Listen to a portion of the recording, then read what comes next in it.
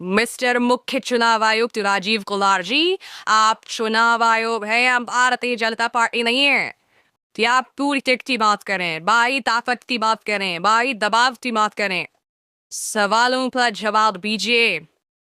आप विपक्ष के नेता जब कोई बात कहते हैं तो उसका सबूत मांगते हैं, मगर जब प्रधानमंत्री नरेंद्र मोदी कुछ बात कहते हैं तो क्या उसका भी सबूत मांगते हैं? सीधी सी लाफ। जयराम रमेश जब ये कह रहे हैं कि विदेश गृह मंत्री अमित शाह ने करीब 150 जिला अधिकारियों BN से बात की, तब मुख्य चुनाव आयुक्त राजीव कुमार कहते हैं कि 7 बजे तक सबूत दो। मगर दूसरी तरफ प्रधानमंत्री नरेंद्र मोदी ये कहते हैं कि तुम्हारी बोध है सोने से 8S वालनिस देवेगी मुसलमानों को, उसका सबूत आप नहीं मानते। मंगलसूत्र मुसलमानों को देवेंगे, इसका सबूत आप नहीं मानते। तमाम अनर्बल बयान जो है प्रधानमंत्री नरेंद्र मोदी देते हैं, उस पर आप कुछ भी नहीं कहते हैं। सबसे शॉकिंग बात आज जो प्रेस कॉन्फ्रेंस हुआ चुनाव आयोग का, किसी भी पत्रकार ने प्रधानमंत्री नरेंद्र मोदी हेमंत बिस्व शर्मा के भड़काऊ बयान पर उनसे सवाल भी नहीं किया और वो जवाब भी नहीं दे सकते थे क्योंकि वो 2 विकेट पर फंसे हुए हैं। वो बाहरी ताकतों की साजिश की बात कर रहे हैं। सबसे पहले मैं आपको सुनाना चाहूंगा कि मुख्य चुनाव आयुक्त किस तरह से 2 विकेट की बात कर रहे हैं। इस प्रेस कॉन्फ्रेंस में उसका जिक्र किया हुआ। मैंने 4M की बात की थी आपसे। एक छुपा हुआ 5वां M भी था जो मुझे पता नहीं था। मिस्चीवियस नैरेटिव्स का एक 5वां M था जिसको हम वी फेल्ड टू अंडरस्टैंड। हम अपनी गलती मानते हैं। हमने fake news, fake narratives, political parties के बीच में चलेंगे, उनको लड़ाएंगे, किसी की पिक्चर किसी से लगाएंगे, ये सोचा था। उसको रोक दिया। हिंसा रोक दी, मनी रोक दी, मिस इन्फॉर्मेशन वहां रोक दी, MCC भी बाय एंड लार्ज रोक दी। ये नहीं रोक, इसको पता ही नहीं था। एक पैटर्न था, सब बह गए उसमें और हम समझ ही नहीं पाए क्या हुआ। क्या था पैटर्न? पहले एक केस आता है इलेक्शन शुरू होने से पहले कि वोटर लिस्ट खराब है। पैटर्न देखिए, कंट्री को देखना चाहिए ये पैटर्न। मैंने कहा था एक बार पहले भी 16 मार्च में कि झूठ का एक बाजार है, उसमें बड़े गुब्बारे हैं जो फटते हैं। मैंने बताया था एक बार, लेकिन ये नहीं पता था कि वो हमारे ही सिर पे फट जाएंगे। ये नहीं पता था मुझे कैसे फटे, मैं बताता हूं। पहले वोटर लिस्ट आया, गलत है गलत है गलत है। केस चला बहुत लंबा, 15 दिन तक हमने इतना मोटा एक एफिडेविट बनाया, जवाब दिया। बाद में हुआ कि नहीं सब ठीक है। बताइए ना हमें, जब अभी चुनाव नहीं हो रहा, जैसे कल से खत्म हो जाएगा, कि कहाँ की खराब है? कोई जगह की बताइए, हमें आके बताइए कि वहां की खराब है। 2-4% हो सकती है, 2-4-5 लोग गाँव में हो सकते हैं, मैं दावा नहीं करता, पर 95-98% कहीं बताइए जहां गलती है। नहीं, उससे चुनाव से तुरंत पहले आया कि कुछ लग जाए चिंगारी तो शायद कुछ खेलने का मौका मिले। चलिए, चुनाव शुरू हो गए तो EVM शुरू हो गया, फिर केस आ गया। ये कौन सा केस था? Let us see this. I am very serious about it. And ये क्या कर सकता था ये भी बताता हूं आपको, कैसे देश में एनार्की फैला सकता था ये। जो पॉलिटिकल कंटेस्टेशन इतना हैवी है, वर्कर चार्ज्ड है, पॉलिटिकल एजेंट्स जो वर्कर जा रहा है फील्ड में, कैंडिडेट्स, सब में एक प्रतिस्पर्धा है, एक भावना है। और उनको अगर ये पता लगे कि आपके साथ गड़बड़ हो सकती है तो वो देखिए क्या भावनाएं फैल सकती हैं, क्या आग लग सकती है। सो 2023 का एक केस था जो उस समय पड़ा हुआ था और हमारा रिप्लाई पड़ा हुआ था उसका उसी समय का, चुप। कब आया वो?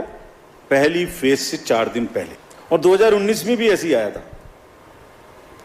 एग्जैक्टली 2019 में फेज 1 के 4 दिन पहले आया था। एक बहुत बड़ा प्रदर्शन उस समय भी हुआ था। तो भाई 19 से 24 के बीच में कभी और ले आते ना, उसको ठीक कर लेते हम लोग। There is a pattern, there is a design. I am not saying tool kit, but there is a pattern, there is a design. Let us understand this. हमने एक्सपेक्ट किया था कि ये देश की सीमाओं के बाहर से ये अटैक होंगे।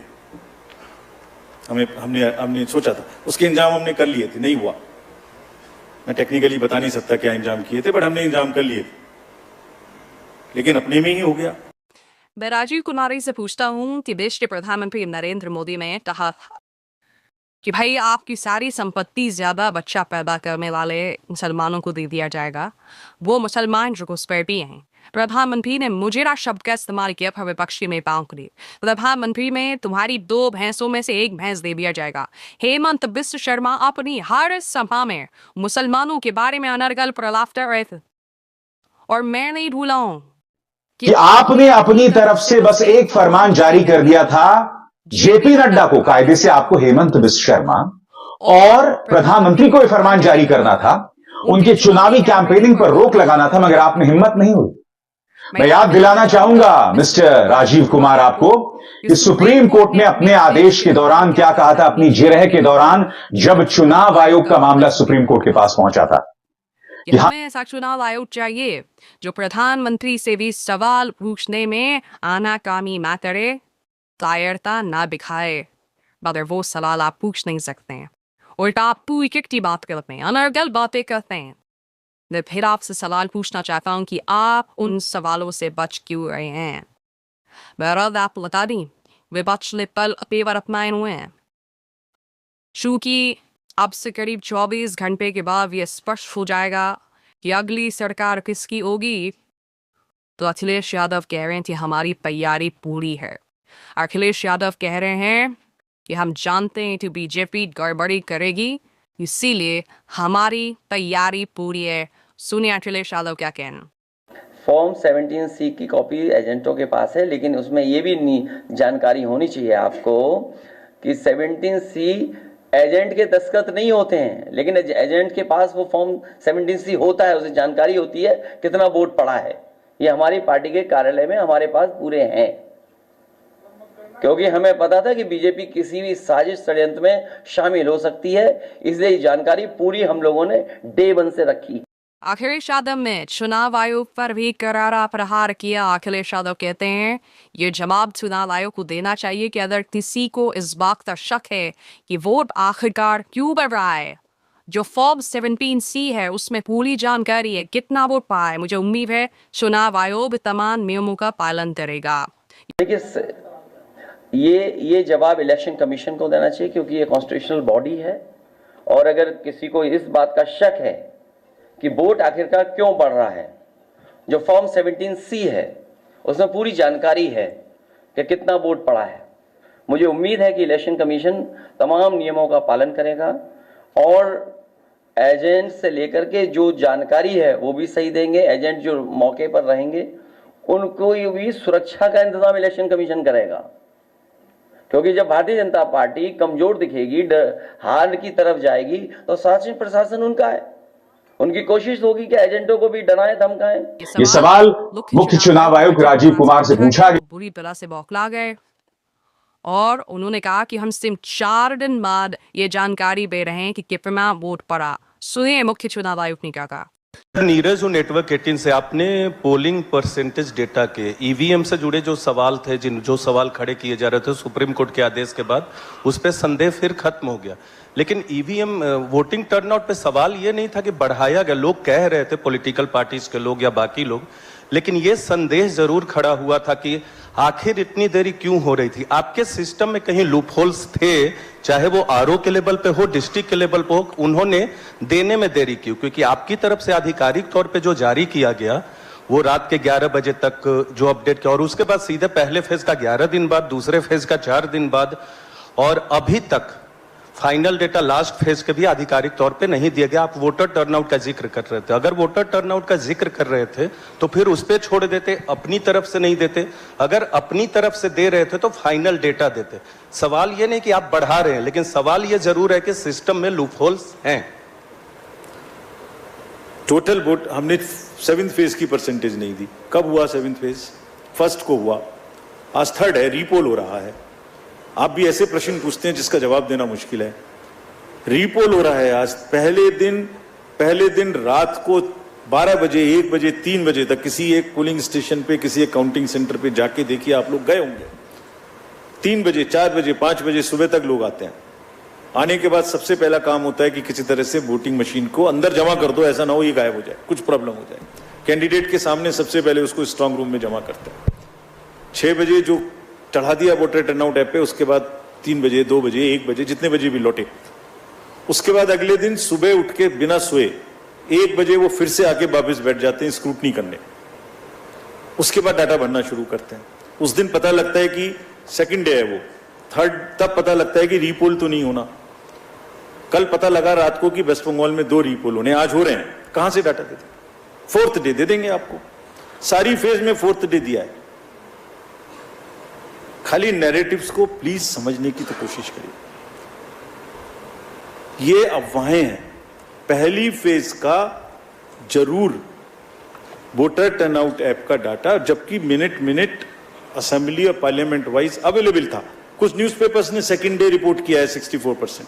बहरहाल दोस्तों, इस बात को कोई नजरअंदाज नहीं कर सकता कि जब मतगणना होगी तो आज़ाद भारत के इतिहास में जितने भी चुनाव हुए हैं और जितने भी चुनावों में काउंटिंग डे हुए हैं, ये सबसे ज्यादा अप्रत्याशित में, क्योंकि लगभग हर हुप पर विपक्ष जो है वो न सिर्फ अपने काउंटिंग एजेंट्स बल्कि अपने वकीलों के साथ भी खड़ा हुआ है। इस बार विपक्ष पीछे हटने का नाम नहीं लिया। अखिलेश यादव कह रहे हैं कि पतंग जितनी ऊंची उड़ती है उतना ही बुरा होता है, उतना ही बड़ा होता है उसका पतन। सो ये वो क्या कह रहे हैं? मैं आपके बीच में आपके माध्यम से कुछ बातें रखना चाहता हूं। मैं शुरुआत करता हूं कि जितनी ऊंचाई पर जाकर कटती है पतंग उतना ही बड़ा होता है उसका पतन।